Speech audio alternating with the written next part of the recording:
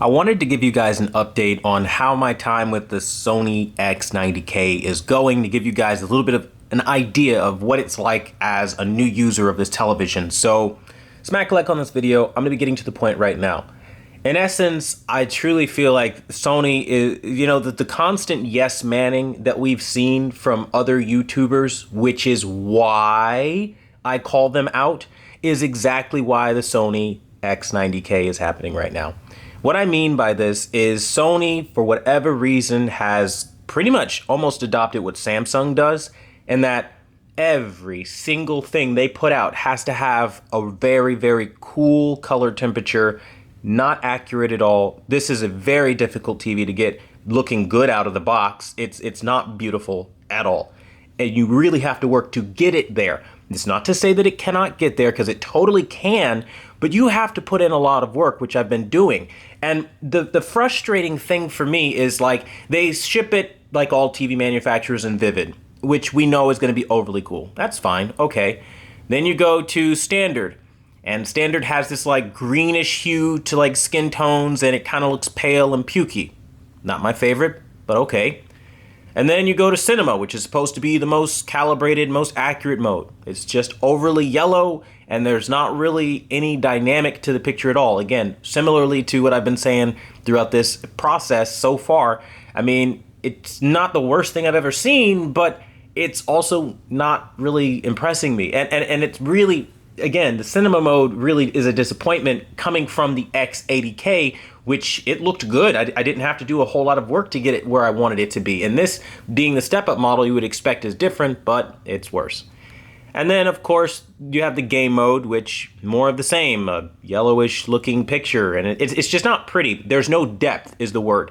You're missing a lot of detail in this image, and they go for this like overexposure thing this year, where everything that has a highlight virtually clips. It's just ridiculous. You lose so much detail. And again, it's a pain in the ass. Every mode that I've gone in has virtually been like this. Graphics is the most buttoned up, if you will, but not entirely. It still lacks color. It still lacks the depth. And so I'm working on this TV trying to bring some of that stuff back, and it has been a pain in the ass. So this is what I've got so far with the IMAX Enhanced mode. This is my custom calibration that I'm still currently working on. As you can see, there's a big difference from what I've been able to pull out to what Sony is giving you. I mean, you can kind of see, hopefully on camera, how flat and how, like, they just paint global brightening. And if you're new to these terms, global brightening just means the entire full coverage of the screen. They're just worried about brightening up that. They don't care about things that need highlights, like portions of the face or like reflections and things like the lipstick holder here, catch lights in the eyes, making sure that pops, the highlights on her lips coming from the ambient light, which creates contrast. And that's the problem with Sony this year. And every TV manufacturer so far that I've run into, like, they go for what I call the general population look, where they want to razzle and dazzle you with like these really cool colors because they appear to be vibrant, until you start watching things on it and you're like, wow, this TV kind of sucks. That's the kind of look that they go for all the time, because they just want your money. They don't actually care about giving you a good product. And the thing for me, as somebody who is a display scientist, who loves following the technology evolution of these TVs, is really like getting very frustrated, because right down to, if you want to calibrate this Sony, it is incredibly inaccurate. Let me show you what I'm talking about.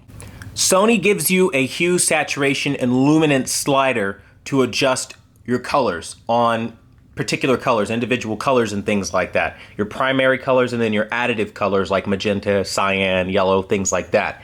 There is a big problem here though, okay? If you go to hue, right, and you start trying to adjust the hue properly, the controls are reversed. So watch this. You see how they even give you a diagram showing you over here that if you want to go over to a warmer color, you just go over to the left, cooler is to the right. It's reversed, watch. I'm going to go towards the warm spectrum and watch it turn pink. This pink indicates that it's going towards the blue magenta section and not the warm section. If I want the actual warm color, I now need to go towards the magenta section. You see what I mean? It's the dumbest thing in the world. And this is further proof, like, these TVs, man, they're just not coming buttoned up. It's like, do they even care about the calibration aspect? Now we can confirm that this is happening even further if that didn't do it, because it doesn't happen on the blue. So I want you to take a look here at Spider-Man's arm here. We're gonna add some green in there to kind of kick up that blue. So watch what happens now. We're gonna see that if we go toward the warm, we can actually warm that up. Or we can make it really, really cool, which will give a very vibrant look. See what I mean? By going to the cool section to the right, it's working correctly. By going to the warm section to the left, again, it's working. It gives you creative control over your color. Now, what pisses me off is that, like, again, like, I get so annoyed by this. You shouldn't have to sit here and you know, if you're taking measurements and you're hooking up your tools and you're really trying to get this reference accurate, if you start dialing in something and it's skewing the opposite direction from what it's supposed to do because Sony can't be bothered to make sure this comes buttoned up, you're gonna run into, you know, inaccurate results, making you take more time on the calibration process. And that's the thing here.